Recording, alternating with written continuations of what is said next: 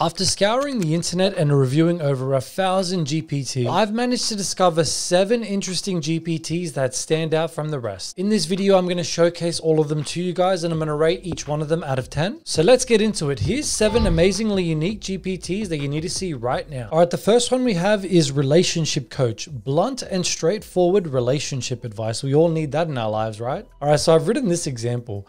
A girl I have been speaking to for the last week every day is not responding to my text messages and sometimes leaves me on red. I'm sure we've all been there before. She left me. Your situation is clear. She's losing interest or is busy. I think she's not as invested in this communication as you are. People prioritize what's important to them and currently you're not at the top of her list. Assess the frequency of your messages. If you're texting too often, reduce the frequency. This gives her space and shows you're not overly reliant on her responses. Diversify your interests. Engage in other activities or conversations. Don't put all of your emotional eggs in one basket, especially with someone you've known for just a week. Reflect on your expectations. It's been a short time. Evaluate if you're expecting too much too soon. Relationships and connections take time to develop. And at the bottom here, it actually asks, what kind of messages are you sending her and how often? Anyway, this is pretty good. The fact that it's asking me follow-up questions and it's trying to get into more of the context as to what you've been saying, I think this is very helpful, especially if you're a young dude and you're trying to pick up a girl and it's not working. You're on the dating apps and people aren't responding. I'm going to rate this an 8.8 out of 10. This next one, personally, I think this is my favorite one. It's a starter pack generator. Generate top-down starter packs for you or anyone else. Describe who you are. For example, digital nomad in Kangoo, or Dutch guy in Portugal, or AI startup founder in San Francisco. Now, I've already done a few of these ones for my family and friends, and they actually loved it. I'm going to show you the example for myself now, and you're going to be stunned at how good this is. So I've written, Danny is a man who likes, and I'm going to list down some of the things I like and some of the things that I own. Soccer, AI, drone, Oculus Quest 2, technology, Honda Accord Euro 2004. It's the car that I own. McDonald's, KFC, YouTube. Let's see the results we get. And there you have it, guys. Obviously, it's got the drone there. This looks like a VR headset. This one looks like a VR headset as well. That's my car. It doesn't look exactly like it, but still, it's pretty cool. It's got an iPhone there, soccer ball, soccer field.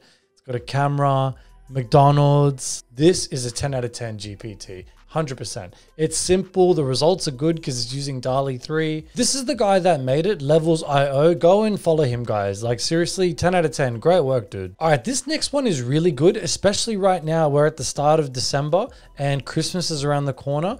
I'm going to show you this. It's called Gift Genie, your go-to assistant for personalized holiday gift ideas. I'm going to click this one here, suggest a gift for my mother who loves gardening. So you guys have probably seen a response like this before where it gives you 7 different things to consider. The thing that I like about this one is when you go down here and you click find gardening gifts on Amazon, it will direct you to Amazon and it will literally do the search for you as well. The reason why this one stood out is that it did give this option for a link, which I do like. I like how it redirected me. I shouldn't have to go back, search on Amazon or Google. This is taking me directly to the actual link for Amazon. So I would give this one an 8.9 out of 10. This next one, I also like the idea. It's called Dreamweaver. Unravel the secrets of your subconscious. I'm going to show you this example. I know it's a bit extreme. A man was chasing me around a house trying to kill me. Oh, wow. That sounds like a pretty intense dream. Dreams where you're being chased, especially by someone trying to harm you, can be really unsettling. But don't worry, this kind of dream is actually quite common and can be unpacked in a few interesting ways. Being chased in a dream often symbolizes something you're avoiding or running away from in your waking life. This could be an emotion, a situation, or even a person. Think about what might be causing your stress or anxiety lately. And this man chasing you doesn't necessarily represent a real person in your life. He could symbolize a fear or a problem that you feel is threatening. It also talks about the house, how he was chasing me in the house. The house in your dream is also significant. Houses in dream often represents the self or the dream is mine. Being chased around a house could suggest you're avoiding confrontation and an issue within yourself. And I love this part. It's asking me follow-up questions. Every GPT that asks follow-up questions is always a win, especially if you're making these. Make sure you enter instructions for the GPT to do this. Anyway, I like the idea. I really do. I think it's great. We always have some crazy dreams. I like how it gave us essentially a bit of a rundown as to what it could mean, and it asked us follow-up questions as well.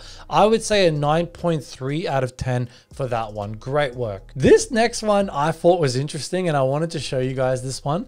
Am I the asshole? A place to finally find out if you were wrong in an argument that's been bothering you. I'm sure we all have this. We have issues with our colleagues. We have issues with our family, our friends. We get into arguments. So the first one I actually did was I right to confront my coworker about their slutty outfit? Yes, but it depends on how you did it.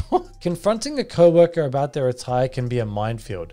If their outfit genuinely violated workplace dress codes and you addressed it professionally and privately, then you're in the clear. But if their outfit simply wasn't to your taste, or you tackled the issue in a public or derogatory way, like using the word slutty, then it's not so much about the outfit, it is about how you handle workplace etiquette. Remember, fashion policing isn't part of most job descriptions.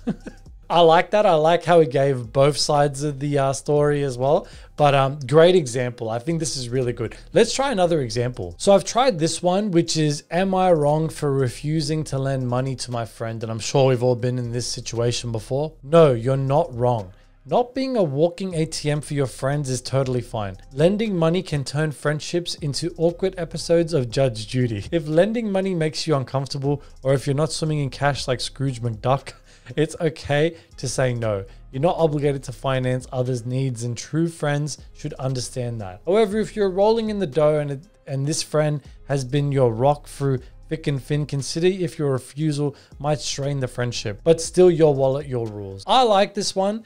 I think we have decisions, like tough decisions to make every day. And I think this is definitely a good one to reflect and give you great advice.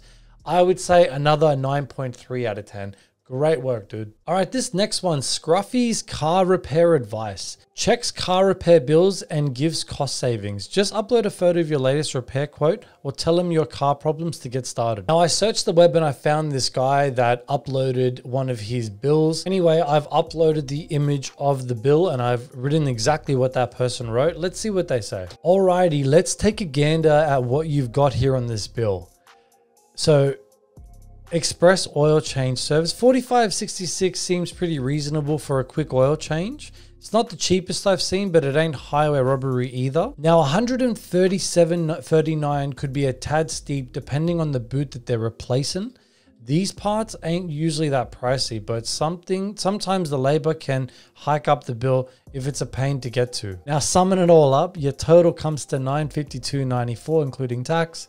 Dealerships are known for being pricier due to the specialized equipment and factory trained techs. Anyway, I have got no idea about cars. I don't know about you guys. I have like a general idea, but I definitely don't understand how much things cost for labor and for the actual part itself. So I honestly am going to say this is a 9.5 out of 10. Mind you, I've just attached the photo. I haven't given him context to where I am, and it's able to sort of figure out everything. So definitely a great one. Good work. All right, lastly, we have StoryBook Vision. Converts photos into Pixar style illustrations. And I just want to show you guys this one. I thought it was cool. All right, so we went from this photo and now it's created me sort of like a Pixar styled image, which I think is pretty good considering it's got the beard, it's got the eyebrows, my thick eyebrows.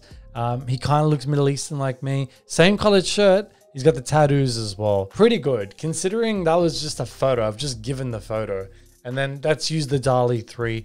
I thought it was cool. Have a play around with that one as well. I don't know. I think it's cool. So that's it, everybody. I wanted to show you guys these GPTs. I thought they were cool. I'm going to put a link in the description for each one. Go and check them out. Make sure you comment and tell me which one's your favorite one. If you guys find any cool ones, make sure you hit me up on X, formerly known as Twitter, and show me that. I want to test it. I definitely want to keep making sure that I show all the best ones so we can keep using them.